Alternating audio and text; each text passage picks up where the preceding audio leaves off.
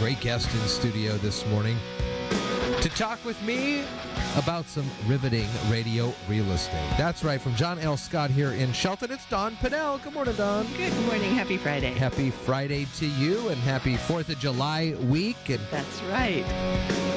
I tell you, the weather has really put a nice little spotlight on the South Sound and Mason County, and I saw a thing in the Olympian that says Thurston County prices up some 7%. Right. So things, and then I was just talking with 35th District Representative Dan Griffey. Right. We were talking about some news reports of Bremerton pricing going up, and it kind of started getting me to think about if you think about Shelton on one end of the Hood Canal and then Seattle up in the other corner, that crawl is slowly trying to make a full circle. We haven't gotten, but it seems like Shelton will probably be that last connector. Yes, Does that make sense? Yes, it absolutely does. And that's, a lot of people are moving to Bremerton because they can buy twice the house and then commute to Seattle on the ferry. Seeing these new fast ferries get you there in minutes. Yeah, so we'll see the benefit of that, I think, as well. Yeah. And we already are starting to see our prices go up a little bit.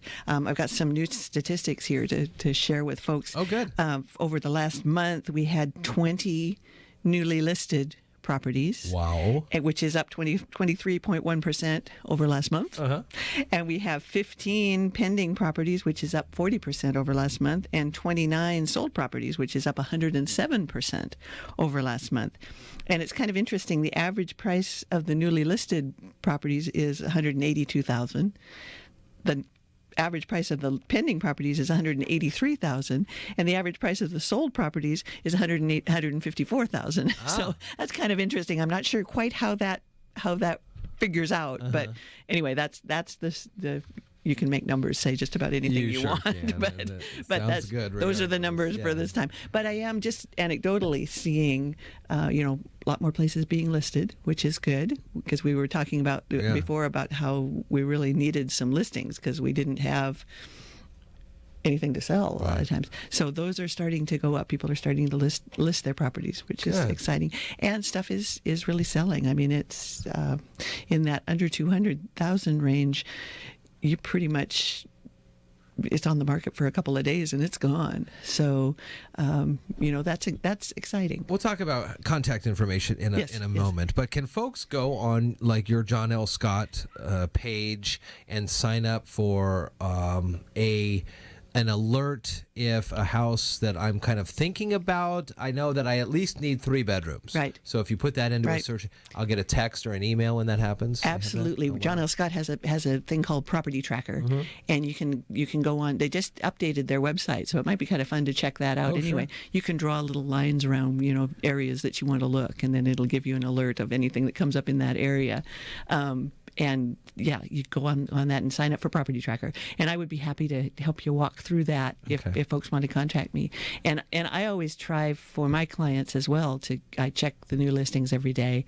And if something comes up that I think they might be interested in, I shoot them off an email. But before you think about any sort of home, or you want to start looking at homes and then find out, oh, darn it, I can't afford that home. Yes, you don't want to do that. Secure a loan. Yes, you don't want to get to that point of saying, I love this house, oh gosh, I can't afford it. Right. So yes, I always encourage people to check that out. And so we've been talking about different kinds of financing. We talked about conventional financing last time, and I want to repeat the caveat that I said last time too, that I'm not a lender. Right. So if you really need to talk to a person who is qualified to give you actual financial advice. I'm just giving you kind of my overview of the different products that are available. But do talk to a lender. And if you don't have somebody that you're working with, I have several names that I can point people to. So come and see me, and we'll talk about that. But what we're going to talk about today is FHA financing. And so the Federal Housing Administration, which is what FHA stands for,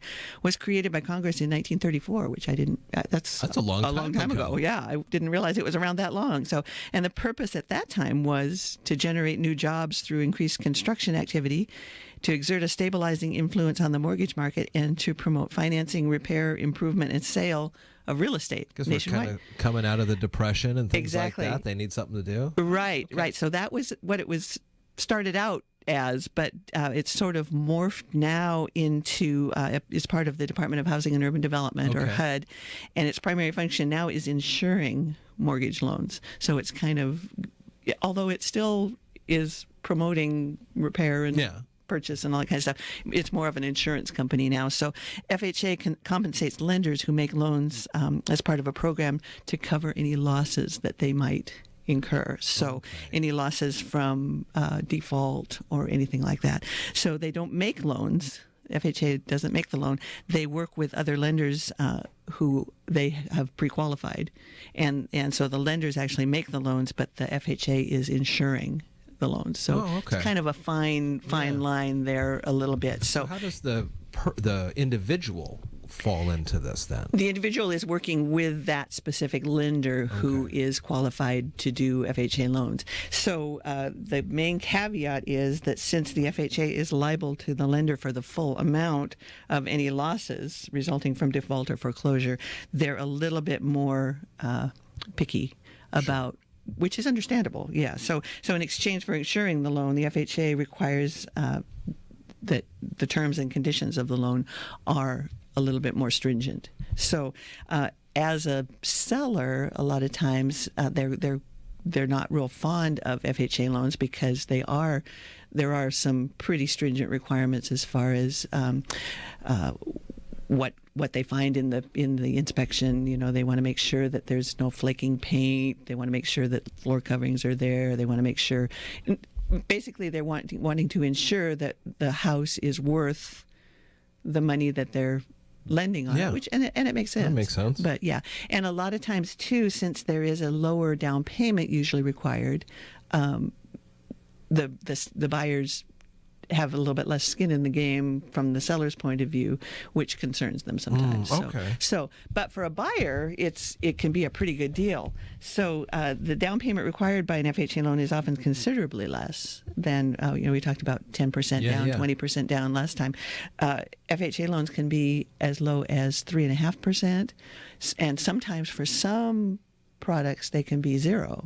So it requires a lot less input from the buyer initially.